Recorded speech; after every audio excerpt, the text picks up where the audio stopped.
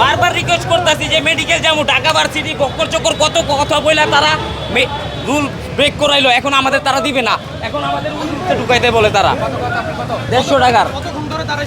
ভাই 20 মিনিট যাবত আর এই জায়গায় 10 মিনিট ফাও হ্যারাসমেন্ট করে তারা করে রাখছে, বলতেছি বারবার আমি মেডিকেল যাব, তারা গুরুত্ব দিতেছে না।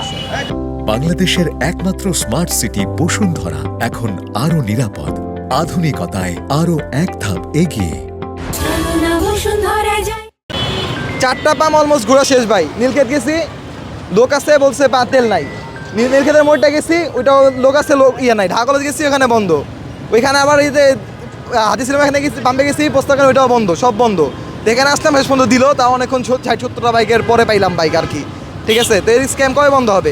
এখনও বাংলাদেশের মধ্যে মানে মজুত অনেক আছে, কিন্তু তারা তেলের পাম্পে তেলের দাম বাড়তির জন্য তেল পাম্প বন্ধ করে দিচ্ছে। বাড়ে নাই, কিন্তু এই যে তারা বন্ধ করেছে দাম বাড়ানোর জন্য বন্ধ করে দিচ্ছে। তো এটা স্ক্যাম না? অবশ্যই এটা স্ক্যাম। দাম হ্যাঁ মজুত করতেছে, মজুতের জন্য পাম্প বন্ধ করেছে না। পর্যাপ্ত পরিমাণ তেল থাকা অবস্থায় কেন পাম্প বন্ধ করবে? এটা হচ্ছে আমাদের কোশ্চেন। পাম্প তো তার নর্মালি পাম্প খোলা থাকে 12টা 1টা পর্যন্ত পাম্প খোলা থাকে, কিন্তু আজকে 9টার পরে পাম্প বন্ধ সবগুলো। তো এটা অবশ্যই স্ক্যামটা বন্ধ করতে হবে। অবশ্যই বাংলাদেশ সরকার বলবো এটা স্ক্যামটা শেষ করতে। মানুষ ভিড়ের কারণে সব পাম্প বন্ধ, সবাই বুঝতে তেল নাই। অবশ্যই তেল যে আছে এটা তো মানুষকে বুঝাতে হবে।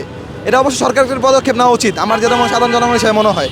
আমি 3টে পাম্প ঘুরছি, এটা হলো গিয়া 3 নম্বরটা, আর 2টা ঘুরছি। কোথায় এই পাশে এদিকে 2টা ঘুরছি। কি অবস্থা এখানে? ওদিকেও একই অবস্থা।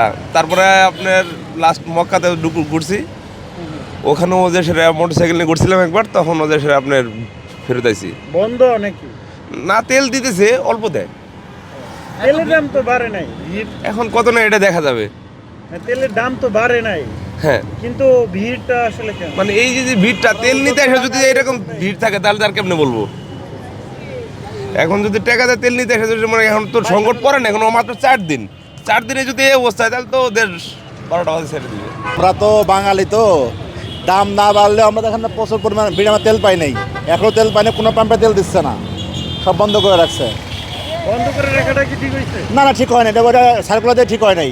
সার্কুলার যদি না দিত তাহলে ঝামেলাটা হতো না। সবাই তেল স্টক করতেছে। মানুষের ভিড়